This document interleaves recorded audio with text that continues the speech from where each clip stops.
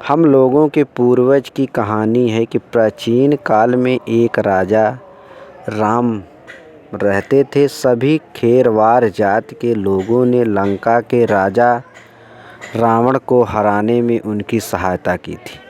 यह भी मान्यता है कि रावण को पराजित करने के बाद श्री राम ने लक्ष्मण व माता सीता के साथ संताली गांव में लंबे समय तक प्रवास किया और यहाँ शिवलिंग की स्थापना की, जहाँ माता सीता हर दिन जल चढ़ाने जाती थी।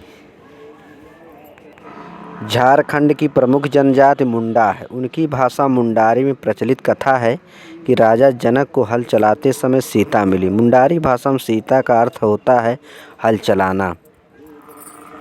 मध्य प्रदेश की बैगा भूमिया जनजाति में प्रचलित एक दंत कथा में भी माता सीता कृषि की अधिष्ठात्री मानी गई हैं। दूसरे वानर कहे जाने वाले आदिवासी श्री राम की मदद करते हैं। भालू, गिद्ध और ऋक्ष का संबंध भी आदिवासियों से है। मानसकार तुलसी ने भी आदिवासियों का जिक्र किया है। वनवास में श्री राम किन पहाड़ों पर रहे, किन जंगलों से गुजरे, किस गुफा में रात गुजारी, ऐसी तमाम कथाएं यहाँ श्रुति परंपरा में सुरक्षित हैं। वन में रहने वाले मुनि भी श्री राम का स्वागत करते हैं, लेकिन जो स्नेह कोल किरातों के हृदय में है उनमें नहीं है। झारखंड की एक और जनजाति खड़िया में भी राम कथा मिलती है। खड़िया लोक कथा के केंद्र में श्री राम हैं, लेकिन लोकगीतों में माता सीता है। इन गीतों में माता सीता का सौंदर्य, जंगल में कष्ट, थकान आदि का वर्णन मिलता है। खड़िया जनजाति मानती है कि वे अयोध्या के प्राचीन निवासी थे। लोकगीतों में आता है कि अयोध्या खड़िया गढ़ था और खड़िया राजा का शासन था। उनके जीवन में जब दूसरी जातियों ने खलल डाला तो वे दूसरे ठिकाने की तलाश में आगे बढ़ गए। छोटा नागपुर में डलकी खड़िया पुस्तक में राम कथा की उत्पत्ति की कथा बताई है। उन्होंने श्री राम को खड़िया का बेटा बताया। वह लिखते हैं, कहा जाता है कि दशरथ खड़िया जात से थे। उनके 4 पुत्र श्री राम, लक्ष्मण, भरत और शत्रुघ्न। खड़िया जनजाति दावा करती है कि इसी प्रकार दशरथों के बेटे के आधार पर राम कथा यानी रामायण की रचना आरंभ हुई। ऋषि वाल्मीकि ने इसी खड़िया राम कथा के आधार पर रामायण की रचना की। वास्तव में श्री राम हमारे ही हैं।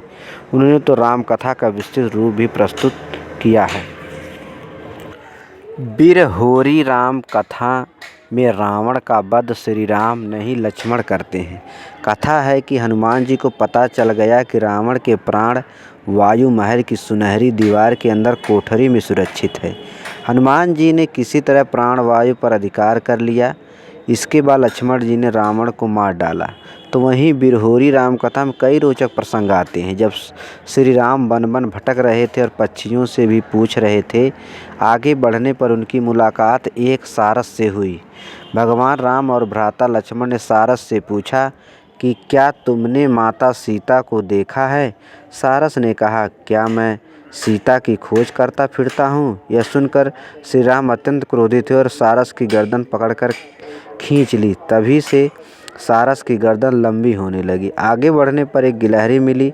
श्री राम ने गिलहरी से पूछा, क्यों जी, तुमने सीता को देखा? तब गिलहरी ने उत्तर दिया, हाँ महाराज, इसी मार्ग से एक आदमी जबरदस्ती रथफल लिए जा रहा था।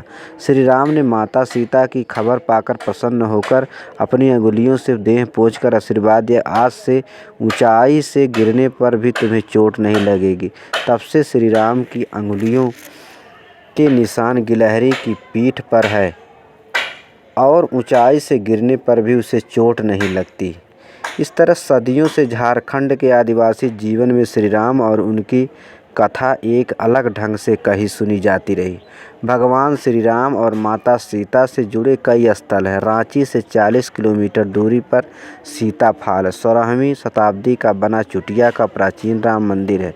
यहाँ के जंगल पहाड़ में भी श्री राम की व्याप्ति होती है।